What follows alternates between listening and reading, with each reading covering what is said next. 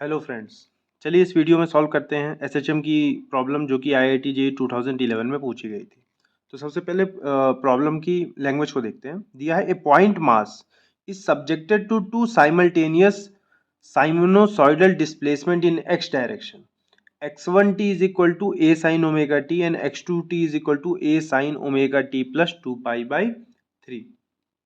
तो एक point mass है, उसके ऊपर एक साथ दो साइनोसॉइडल डिस्प्लेसमेंट, मतलब यहाँ पे सुपरपोजिशन ऑफ एसएचएम का कॉन्सेप्ट लगेगा। x1t हमको दे रखा है a sin omega t and x2t हमको दे रखा है a sin omega t plus 2 pi by 3। तो दोनों ही एसएचएम एक साथ उस पॉइंट ऑब्जेक्ट पे लग रहे हैं। Adding a third sinusoidal displacement, अब दो के बाद उसके ऊपर एक थर्ड एसएचएम को इंप्लाई कर रहे हैं जिसकी वैल्यू दे रखी है b sine omega T plus 5 brings the mass to a complete rest. लेकिन जैसे ही उस, अब देखिए हमको पता है कि दो एसएचएम का जो सुपरपोजिशन होगा that would again be a SHM. चूंकि यहाँ पे एंगुलर फ्रीक्वेंसी सेम है, अगर एंगुलर फ्रीक्वेंसी अलग होती तो कुछ बात तब वो एसएचएम नहीं करता, बट इस केस में तो वो एसएचएम कर रहा होगा। लेकिन जब उस पर थर्ड साइनोसॉइडल डिस्प्लेसमेंट अप्लाई करी गई तो वो मास क्या हो गया, तुरंत कंप्लीटली रेस्ट पे आ गया और मुझे उस केस के लिए ही बी और फाई की वैल्यू पूछ रहा है। तो सबसे पहले इस क्वेश्चन को फेजर से सॉल्व करने की कोशिश करते हैं। मुझको दे रखा x1 is equal to A, amplitude दे दिया a साइन ओमेगा टी, दूसरा की वैल्यू है a sign omega T plus 2 pi by 3। दूसरे वाले का एम्पलीट्यूड, पहले वाले का एम्पलीट्यूड a है, दूसरे वाले का भी एम्पलीट्यूड a ही है और दोनों के बीच का फेज डिफरेंस है 120 डिग्री।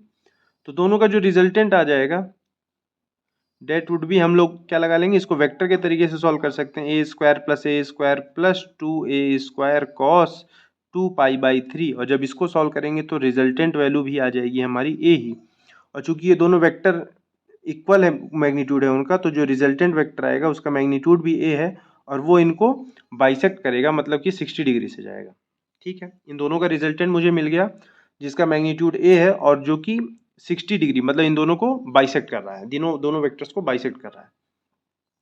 तीसरा sinusoidal displacement b sine omega t plus 5। अगर ऑब्जेक्ट कंप्लीटली रेस्ट पे आ गया, मतलब कि जो तीसरा वाला ये जो साइनोसॉइडल डिस्प्लेसमेंट है उसका मैग्नीट्यूड तो इसके अपोजिट होगा, मैग्नीट्यूड तो सेम होगा और डायरेक्शन अपोजिट होगा, मतलब ये इस तरीके से लग रहा होगा। तो ये b आ गया तीसरा, जो x3t को मैं ऐसा लिख सकता हूँ कि a एम्पलीट्यूड तो इसके बराबर ही हो जाएगा sine what about this phi. तो अब ये एंगल तो यहाँ से मेजर कर रहे हैं हम लोग, तो ये कितना हो जाएगा, क्योंकि यहाँ से ही इसके बाद 2 पाई बाई 3 यहाँ पे ऐड किया था और यहाँ पे देखेंगे तो ये एंगल हो गया 180 और ये 60, मतलब कि 240 डिग्री। 240 डिग्री रेडियन में मुझको आंसर निकालना है, तो 240 into pi by 180 degree, that would be 4 pi by 3।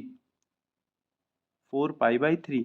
तो जो तीसरा साइनोसॉइडल डिस्प्लेसमेंट है उसका मैग्नीट्यूड तो ए ही रहेगा, बट चूंकि वो अपोजिट डायरेक्शन में, तो फेज डिफरेंस कितना आ जाएगा, 4 पाई बाई 3।